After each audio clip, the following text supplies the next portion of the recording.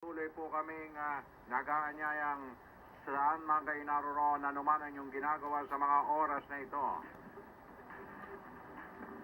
Samahan po ninyo kami sa isa na namang edisyon ng ating Census Servilis sa radyo.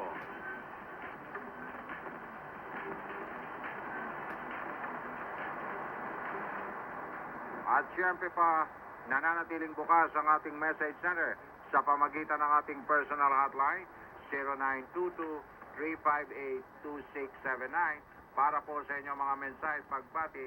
But don't forget to write your name and your addresses, please.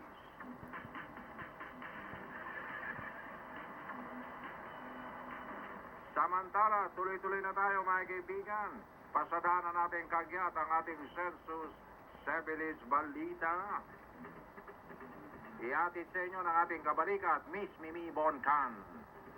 Miss Mimi, magandang umaga. Magandang umaga, Tito Francis. Narito na ang Census Servilis Balita.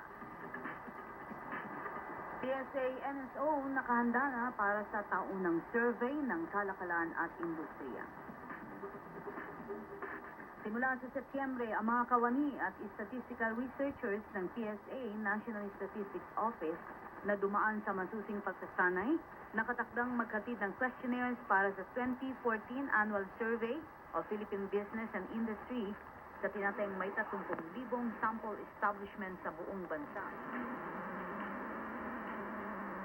Ang 2014 Annual Survey of Philippine Business and Industry ay naglalayong mangalap ng mga impormasyon hinggil sa employment, compensation, income, expense, capital expenditures, total assets and inventories, at marami pang ibang datos mula sa mga establishmento sa Pilipinas para sa taong 2012.